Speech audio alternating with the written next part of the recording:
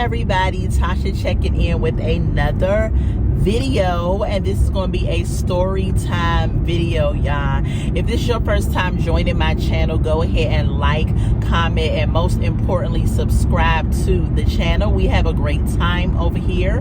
If y'all see me in the car, yes, I am driving again. I am actually on my way home from work, and because I work so far from my house, y'all, I was like, let me just go ahead and get my story time video for the week to the people. Okay, so this story time video is going to be the church girl that got pregnant, y'all.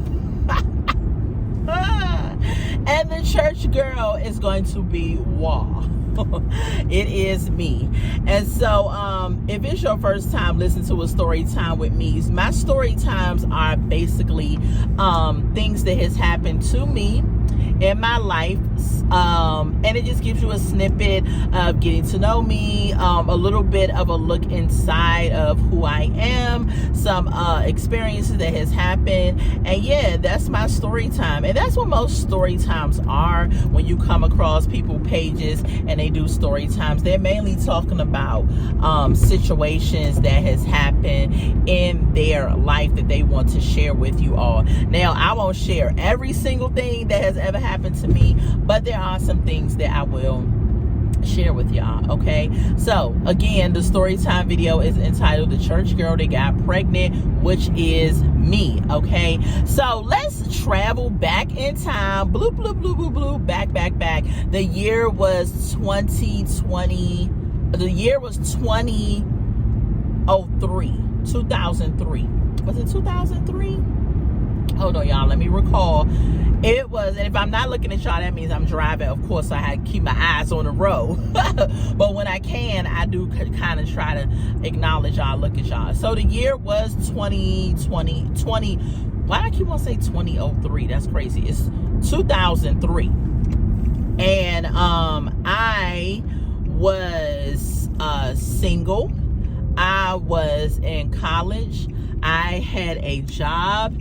I had a car, and I have no major responsibilities. I was still living at home.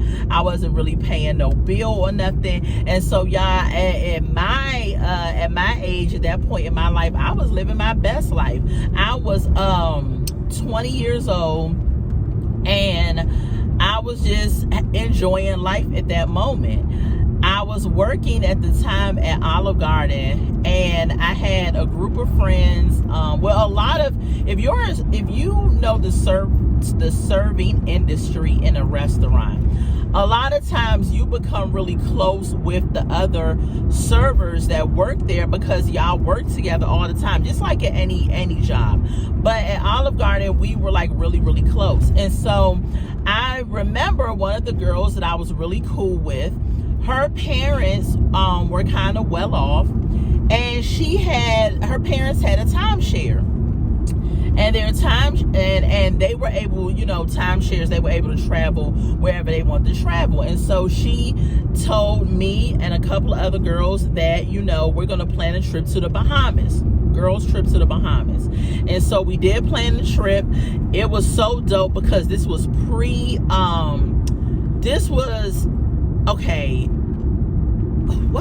it was after 9/11, because 9/11 happened did 9/11 happen in 2021? I think so, if I'm not mistaken. But anyway, it was really dope because we didn't need a passport at the time to go to the Bahamas. All we needed was our license and our birth certificate, and we were able to go. And so when she set up the trip and everything, the only thing I had to come out the pocket with was $80. And we stayed for 6 days. We stayed for 7 days because we went from Sunday to Sunday. And so I was enjoying myself, having a good time. We in Bahamas, y'all. I drunk a lot. Let me tell y'all something. Bahamas do not have a drinking age at all. And I drunk a lot and everything. And from that, I'm sorry, y'all. For some reason, my camera is now starting to act crazy. It wasn't doing that at first. My little holder. But anyway, back to the story. So after the Bahamas experience, and this ties into the whole story, after the Bahamas experience, I went from a calm chick, a calm young adult that wasn't really out there doing much, to doing a lot. Like, I feel like that trip introduced me to a lot of drinking, a lot of things that I should not have been doing. And so we came back from the Bahamas, and this was it was in 2003. We came back from the Bahamas. I remember in June, I think it was in June of 2003,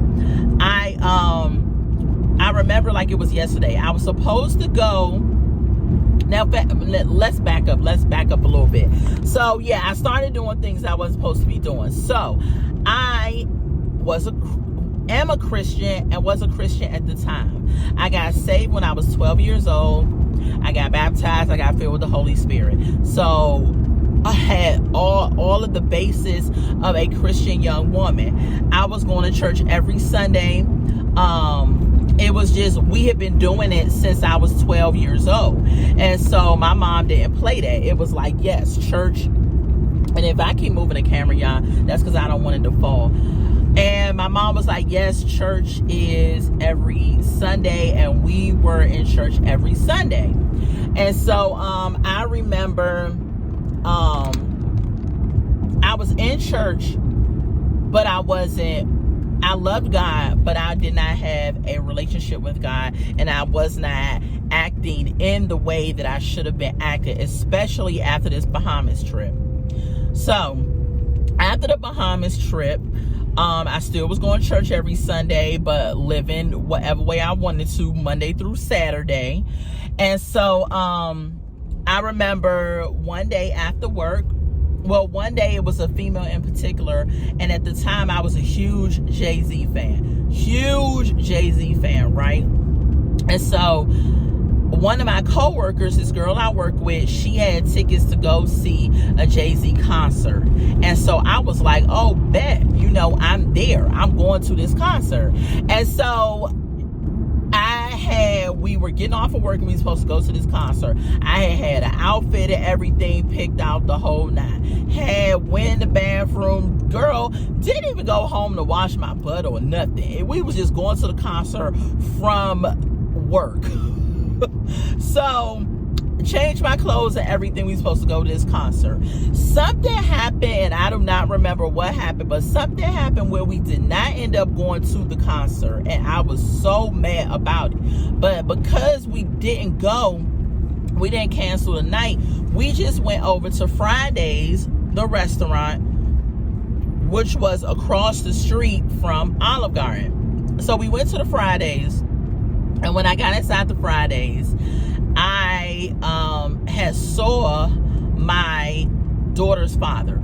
Okay, didn't know it was going to be my daughter's father. Now, I knew him because he used to work at Olive Garden, and at that time in that area of Maryland, it was all these restaurants around. So if you worked at Olive Garden, 9 times out of 10 you probably worked at another restaurant. Or if it didn't work out with Olive Garden, you could pan over to another restaurant and go there, or you could pan over to another one and go there. Like, it was just a revolving door. Like, it was a good crop of restaurants in that area that you could work at.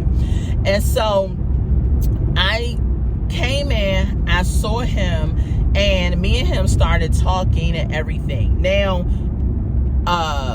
back up a little bit, weeks before, he had came to Olive Garden because he used to work there. And I saw him, and me and him started talking, and we had exchanged numbers. But I hadn't called him or talked to him or anything like that. He got fired from Olive Garden, y'all, for throwing a plate. I think he threw a plate because somebody got on his nerves, and he threw a plate across the counter or something. I don't know what he did, but he got fired or whatever for that. And so back up to date, at Fridays I saw him, we started talking.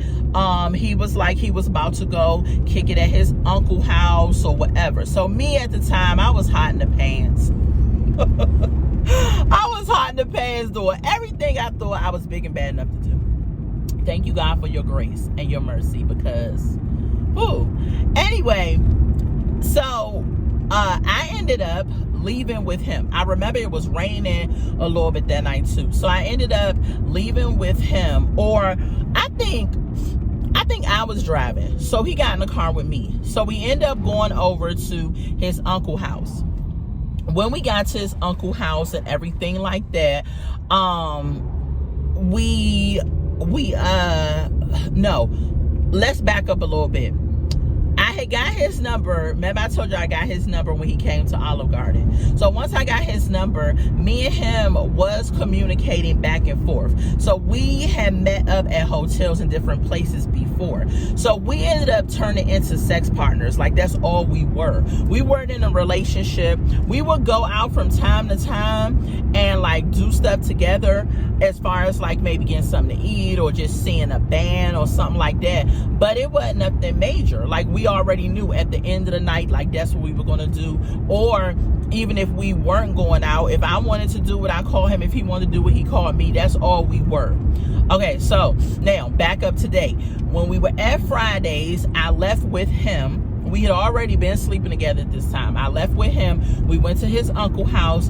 And every time we did anything, we always had a condom. We always had a condom. This particular time, when we had got to his uncle's house, we didn't have a condom. So both of us was looking at each other like, well, we not going to do it, you know. This was, no, the Plan B pill was out, but it wasn't as used, or it just wasn't a thing. It wasn't a thing like that. I don't know why people weren't on it like that at this time. So we went ahead, we watched TV, we said we wasn't going to do nothing because we did not have a condom. And so we sat there for a minute, and before you know it, you know, the flesh kicked up and we, you know, had sex. He was like, he was going to pull out, which, let me tell y'all something. If whoever come across my video, however old you are, if you are in your 20s or whatever, if a man tell you he's going to pull out, do not believe that. That is not a still-proof method, because in their mind they may say that, or they may say that with their mouth, but in their mind they're not going to actually do that, because when you get in the midst of the sexual act, you're not thinking about, you ain't going to be trying to pull out. It's going to get too good to him and he not going to pull out. And that's what happened with him. You know what, people drive and do some crazy stuff. I almost said something, but I forgot I was recording a video. I was about to say, you idiot. And y'all's probably gonna be like, what is she doing, talking about? But anyway, that was somebody that did something stupid. Drivers, you know. So anyway, like I said, do not take that pull-out method. That is not it's 9 times out of 10, it's not going to work. And in my case, it did not work because when we had sex, after he had finished, listen to what I'm saying, after he had finished, because I had not finished, and y'all, if y'all know what I mean, y'all know what I mean, he had fell asleep, like, quickly. And so I was young and dumb and didn't know a whole lot, but I knew once that sleep, you know, once you ejaculate, or you had that moment and you release that, 9 times out of 10 you're gonna be sleepy. And men get sleepy probably right away, or if not, in a few moments. So he went to sleep, and I'm sitting there thinking to myself, I said, I know he didn't come at me. Now, I wasn't how I am now with my cycle and my ovulation and my body and everything. Like, I was not in tune. When I tell y'all, at this point in my life, I was just living really recklessly. Like, it was just recklessly. And I thank God for covering me, because even in my foolishness, because I was living recklessly. And so the only thing I will say that I was not doing, I wasn't sleeping around with different guys. Like, he was my go-to person, right? So when he fell asleep, I was like, I know he didn't just do that inside of me. So I'm kicking the bed, I'm mad, I'm like, wake up, why would you do that? He's like, what are you talking about? I said, I'm going to end up being pregnant. He was like, you're not going to get pregnant, everything's going to be okay, woo woo woo. Yeah. Fast forward a month later, I think it was 6 weeks to be exact, a little over a month, your girl, the church girl, got pregnant. I remember it like it was yesterday. So on a Sunday, I had to usher. I was on the usher board, right? And I was standing up there in the white, and I was feeling sick. I was not feeling good that day or whatever. And I was having this pain in my side. So I told one of the head ushers, I said, I'm not feeling good or whatever. I went downstairs in the basement of the church, and I remember laying down on this cot that they had down there and going to sleep. So my mom or my sister or somebody came down there and checked on me, and they the service was over and everything, and we always had a second service. And so they was like, my mom was like, do you want something to eat? I think they had got like some Popeyes chicken or something like that. So I remember getting up, having a chicken and everything, and we were watching something on the screen, like the movie screen they had there and everything. We was watching like a Christian comedian or something like that, because in between services, like, we really did relax. Some people went out to eat, some people brought their food, like we fellowshipped and everything like that. And so after we got home, and I remember I was about to start another program. I was about to go into an interior design program. So I started off in college doing my general studies at a different school, and then I was about to go over into my major, which at the time was interior design. So I was feeling bad the second day. My mom at the time was a nurse. And even to think about it, my mom was my age at the time that this was happening. And this is crazy. Just to think about how young I know that I am. And that's how old she was. So she's a nurse. She was a nurse then, she's a nurse now. And she asked me, she said, "Are you pregnant?" And I was like, "No, I'm not pregnant. Ain't nobody doing all that." So she said, "All right, well, if you have this pain in your side, a third day, we're gonna go to the doctor. We're gonna go to the hospital." So I said, "All right, fine." The next day came, the pain was still there. So we went to the urgent care, and they brought me back here. They asked me some questions or whatever. They had me do a pee test. I peed, and my mom was out in the waiting room. I believe my mom knew that I might have been pregnant or something was going on. She knew something was up, and when she asked me about the pregnancy, you know what I'm saying, I think she knew that I was. So anyway, she was out in the waiting room, and I was in there with the nurse. The nurse came back in, and she was she was so happy and so like nice. She was like, okay, we did a pee test, or they call it piss test, or whatever y'all want to call it. And she was like, "Congratulations, you're pregnant." And y'all, when she said that, I was like, no. I cried immediately. And the lady was like, "Oh my gosh, it's okay. I said, "No, it's not okay. You don't understand. My mom is out there." I had to tell my mom. I was so, when I tell you the fear, because my mom didn't play them games with us. She ran her household like a military boot camp. And she was not one of them. I'm gonna say this, I love my mom dearly, but she was not one of those mothers that was approachable with certain things. I feel like a lot of things that we hid amongst kids was because she was not as open and understanding, and she did not have a relationship with us where we can come and talk to her about certain things. And she just didn't play that. She wasn't a mean mother. She provided for us. She did what she had to do. She raised us and everything, but she was just not the one. And at this point in time, I was 21. I had just turned 21, and the lady was looking like, "Why are you afraid to tell your mom you're 21?" But the way that my mom, I was still living at home, and the way that my mom was, I didn't want to disappoint her. I didn't want to do anything that I knew I was a Christian girl. Like, no matter what I was doing throughout the whole week, I still held on to the fact that I'm a Christian girl. And I did not want to come off as this heathen, out of wedlock having baby Christian girl, and just disappointing my mom and disappointing God and everything. So God was number one, and I was just like, I can't believe I did this. Was so disappointed to him. And then my mom was the next one. And so anyway, so the nurse was like, well, do you want me to go tell your mom, or do you want to tell her? So I said, well, I'll tell her. And so she brought my mom in, and I was like, I have something to tell you. And my mom was looking with this concerned look on her face. It was like concern with a bit of like I'm gonna kill you if it's something. So it was like concern mixed with like, okay, this better not be nothing crazy. So I went ahead and I told my mom, I said, I'm pregnant. And the look on her face, y'all, was the look of disappointment. When I tell you, I felt like she was so disappointed.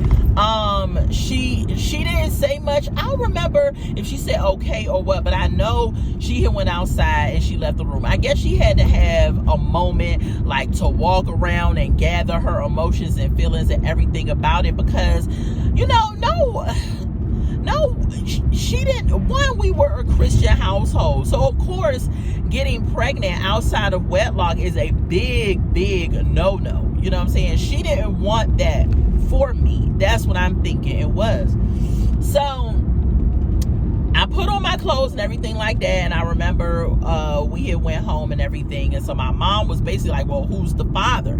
At the time, I was really cool with a guy that I used to date when I was like 18, and she thought it was him, and I was like, no, it's not him or whatever. And I told her who it was and everything, and I had to give my daughter's father a call and let him know what was up. So I called him. God, my nose is trying to run in the middle of the video, y'all. Anyway, my apologies.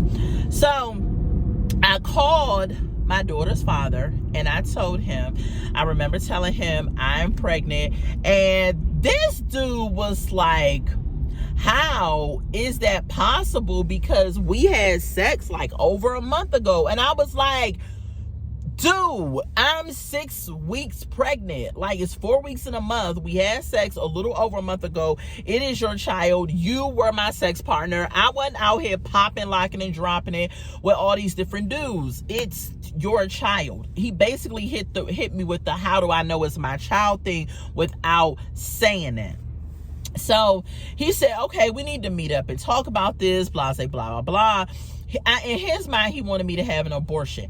In my mind, I kind of wanted to as well. But my mom and my whole family was like, we don't believe in doing that. Don't you do that, blah, blah, blah. We're going to help you. And then in my mind, again, I was like, but I'm going to have to be this parent 24/7. I'm going to have to, how y'all going to help me? Y'all have your own lives, your own family, whatever. But when I say y'all, my family was a blessing to me. They were an absolute blessing to me. So anyway, I ended up, we set a date where we supposed to meet up, her father and me, and he ended up not showing up, y'all. He did not show up when we were supposed, well, I called him to let him know I was on my way to show up to meet up with him. And my mom was like, oh, I'm going, because she wanted to see him, and that's just how she was. So he didn't answer his phone, y'all. And he did not answer his phone for 9 months. Yes, he did not answer his phone for the entire pregnancy. I called him every single day. When I tell you, I called him like you would take a shower and change your drawers every day. I called him every single day. He did not answer the phone. One day somebody answered his phone, and it was his brother. And he said that he had left his phone because he went on some type of work retreat or something like that. And I'm like, why would you leave your phone? Because my daughter's father had other children. He actually had 3 children that he told me about. So I was like, why would you leave your phone if you have children? But anyway, that must have been his thing, so he wouldn't have had to deal with his other children's mothers. So I talked to his brother. I told his brother what happened. I told his brother I was pregnant and everything and all of that. So me and his brother talked for a little bit, and then he said that he would give him the message when he calls to check in with him and see what went on. I don't know if he ever gave him a message. I don't know what happened, but I never heard from my daughter's father. So fast forward, I end up carrying a baby. I ended up delivering a beautiful baby girl. Her name is Nina on February 29th of 2004. She is, yes, a leap year baby. Her birthday is actually about to come up, and she'll be 20 years old. Wow, I can't believe I have a 20-year-old. But anyway, so that was that. Throughout that time, I was going to stop. I wasn't going to go to school when I found out I was pregnant. I found out I was pregnant on the day I was starting school. And my mom, I remember she came in my room and she lifted up the blinds and she was like, it's time for you to get up and go to school. And I was just like, I can't go to school. I'm pregnant. I got to go get a job. I got to start saving some money. Like, all of this was going on in my mind. And my mom was like, no, you're going to school. And so I went ahead and went to school. I got good grades. I ended up having to take a semester off, which was about 3 months. Excuse me, y'all. 3 months. I took a semester off. And I came back. When I came back, my grades were okay. Then they started to decline and slip really badly. And I had to end up leaving school because I could not focus and keep up with having a newborn and having to go to work and everything too. So it was just a lot. So I stopped going to school. But when I tell y'all, my family was such a big support and big help. They gave me clothes. They watched her for me. I got breaks and everything. My mom brought a crib and a changing table and a new bed for me. Like, my family just was so awesome. And I was so nervous that my mom was either going to kick me out or it wasn't going to be a good go of me being a mother and everything. And I was so young. But when I tell y'all, God allowed my family to come through for me, it was just so amazing. So y'all, it's more to the story about my daughter's father, but I'm probably going to do a separate story time video. Well, I don't know, because it's not much left to say about him, so I'll just go ahead and tell y'all about him now. Okay, so my daughter's father ended up not being around my whole pregnancy. So when I went back to work to Olive Garden, I went to Fridays one night and I happened to see him. I showed him pictures of her. He took the pictures of her. He said that he was going to start giving me money for Pampers and things like that and all of that, so that I probably wouldn't put him on child support. And so when he did not follow through with what he said he was going to do, and he was telling people that that wasn't his child. People was up here saying, we heard you had a baby by Tasha, because like I said, the server community, the restaurant industry is very close-knit. You end up running into the same people and you end up knowing the same people. So when people was like, oh, we heard you had a baby by Tasha, blah, blah, blah, he was like, no, I didn't. She's crazy. That's not my baby. He said all this other little crazy stuff. So I said, oh, okay. So then I went to file the papers on him, because one, he was making up all this stuff about me, and then two, he wasn't giving me no money or no support or help towards his daughter. So I think he saw my daughter one time. I remember he asked to bring her up to his job. I think my daughter was 1 year old at this time. And I took her to see him, and he held her up like this, like he was holding up something to examine it or whatever it was. And it was just an awkward situation. Even my daughter was looking like, why is this dude holding me like this? So it was just, he just didn't do anything. So I filed the paperwork and everything, tried to get him on child support. Every time I was close to getting him on child support, he would move jobs. And in DC, they have to be able to have the job information so that they can garnish the person check, so they can get you the money.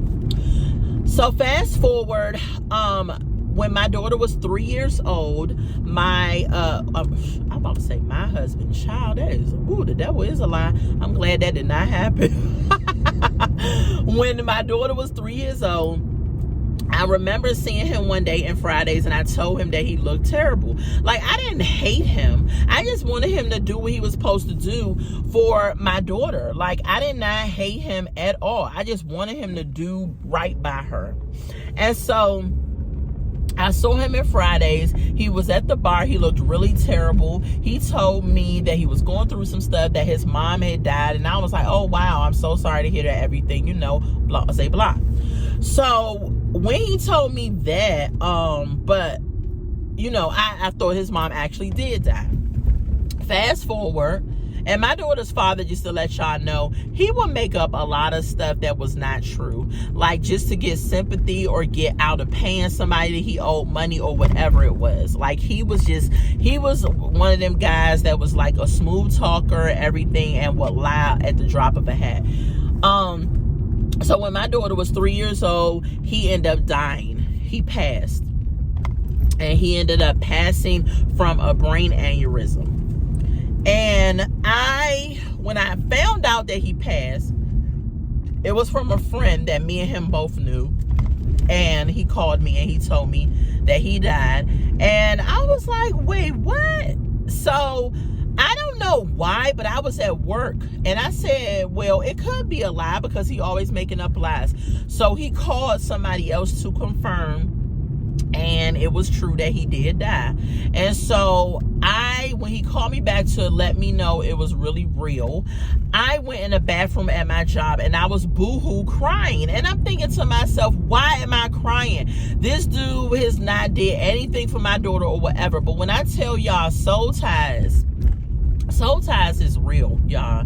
When you all sleep with somebody, y'all just think it's casual sex, or y'all just think that, oh, it's not a big deal. No, it is true. And I feel like I cried because this person, I had shared sex with this person, and it was a part of having soul, S-O-U-L, soul ties.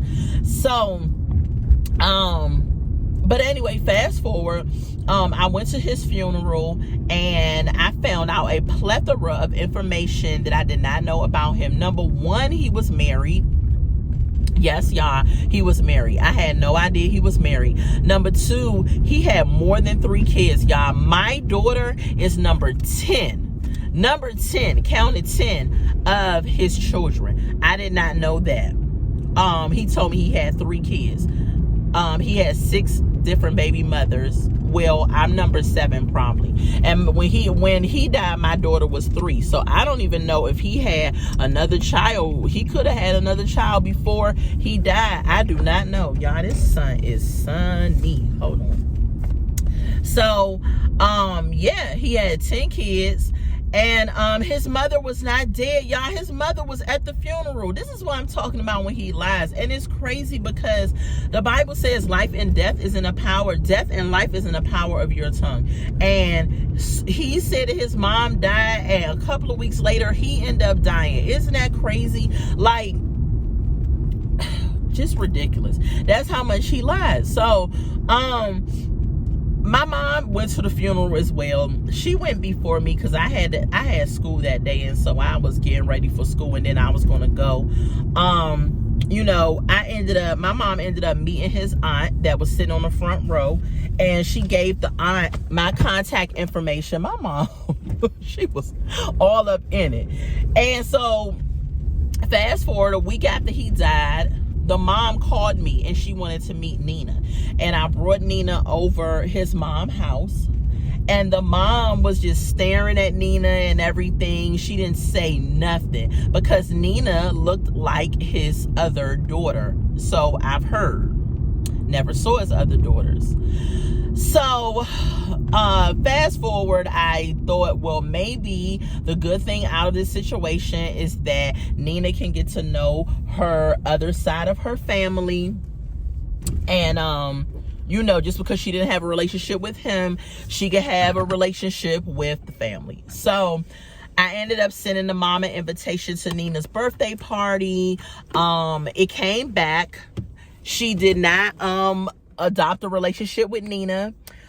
She didn't do none of that, and none of his other family reached out to her or nothing. So, I just let it go. I said, well, I'm just going to raise Nina. I have a really big, close-knit family. They're going to help me. It's going to be fine. And today, Nina is 20 years old. First of all, Nina's 20 years old. She's in college. She's big into theater. She wants to be a singer, songwriter, actress. She's doing very well. She's happy. She's healthy. And what the enemy meant for evil, God turned it around for good. And I also want to say to someone out there who may have messed up in church, who may have gotten pregnant out of wedlock, who may feel like they can't go back to God, who may just feel weird, like they can't forgive themselves for what they did. The Bible says there is no condemnation. There's no condemnation to those who love God. There's no condemnation. And I am free. I asked God for forgiveness a long time ago. He has forgiven me. I have moved on with life. I raised a beautiful daughter. She's now an adult, and there's no condemnation. So if anyone tries to put you on some hiccup and make you feel some type of way, listen, yes, you did something that was outside of what God would have wanted for you, but you move forward, you move on, you ask for forgiveness, you don't go back to it, and you live your life, and you forgive yourself because God has forgiven you. So y'all, that is my story time. I'm now at my house. That is my story time, y'all. Thank y'all for joining me for this story time about this Christian girl who got pregnant. Yes, y'all, I got pregnant. I was supposed to be collagen. Not collagen, like in your skin. I was supposed to be going to college. Don't get my college on. And y'all, yes, this church girl got pregnant, but guess what? This church girl also got forgiven. This church girl also got free. This church girl also has a relationship with Christ now that's deeper and the best that I could have ever imagined. This church girl now still goes to church because she wants to, not because her mom is telling her she has to. This church girl is happy and healthy and married and blessed and everything. So this church girl, the page does turn. You can't stay on that page of what you did in the past. That's the past. Let the past take care of the past. The present is a gift. Live in the gift. And that's what I aim to do. So thank y'all for joining me for this story time. If it's your first time joining me again on my channel, go ahead and like, comment, and subscribe. And I will see you all later for another story time. I also do other things, content on this channel. And yeah, I will see y'all later. I'm going to definitely be putting out some other content this weekend. So look out for me on that, y'all. Okay, I love y'all. Be happy and blessed. Until we meet again. Bye, y'all.